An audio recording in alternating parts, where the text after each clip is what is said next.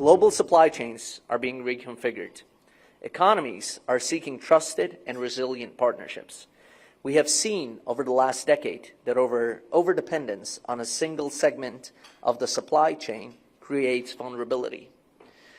Simply put, the United States, under President Trump, trusts India. President Trump deeply cares about the relationship with India. My vision is to make the U.S.-India relationship the defining strategic partnership of the 21st century and deliver tangible results for the people of both of our nations. We can ensure the impact of our partnership is felt, not just in boardrooms, but in the daily lives of all of our citizens. I'm talking about American companies expanding into Indian markets and creating jobs. Joint breakthroughs in medicine that improve health outcomes, U.S. energy exports and technologies supporting India's energy security and resilience, deeper collaboration in critical technologies like AI, semiconductors, and biotechnology. As business leaders in key sectors, each of you have an important role to play in this work. It is timely that your AmCham Leadership Summit is centered on the theme of resilient supply chains. Global supply chains are being reconfigured. Economies are seeking trusted and resilient partnerships.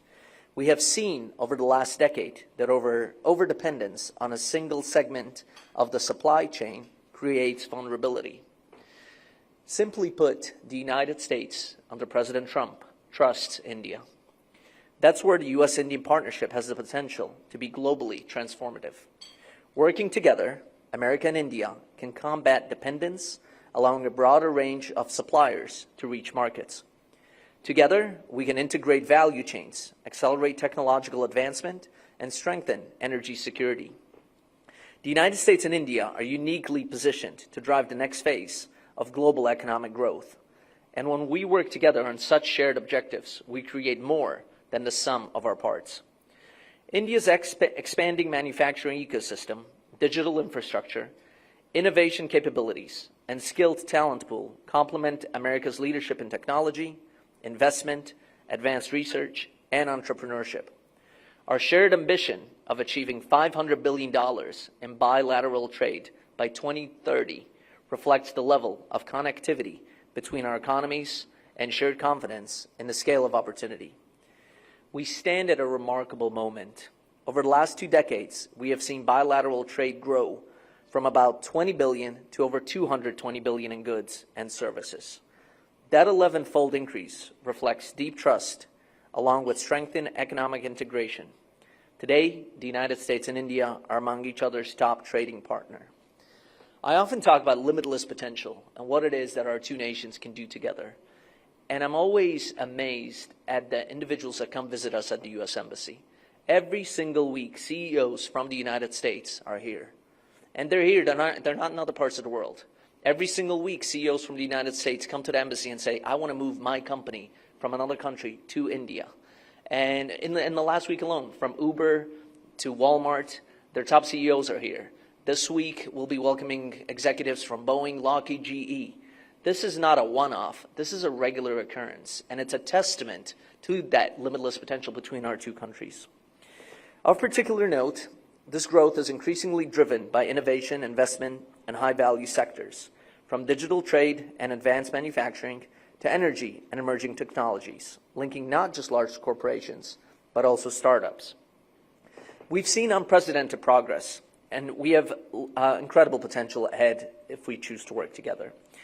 We can seize opportunities to scale the U.S.-India partnership into a more seamless, resilient, and transformative economic partnership. India's growing economy and significant infrastructure needs align well with American expertise in energy, aviation, R&D, advanced manufacturing, and digital infrastructure. Such investments will benefit both of our nations. Simply put, we have a win-win situation for both of us. Our investment and trade expansion offer transformative potential.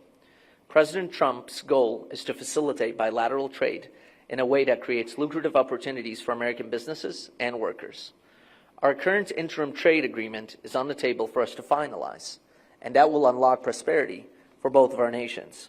We look forward to finalizing the details of a new bilateral trade agreement, one that will truly unlock the full potential of this relationship by expanding market access, reducing barriers, and creating greater certainty for businesses on both sides of the table.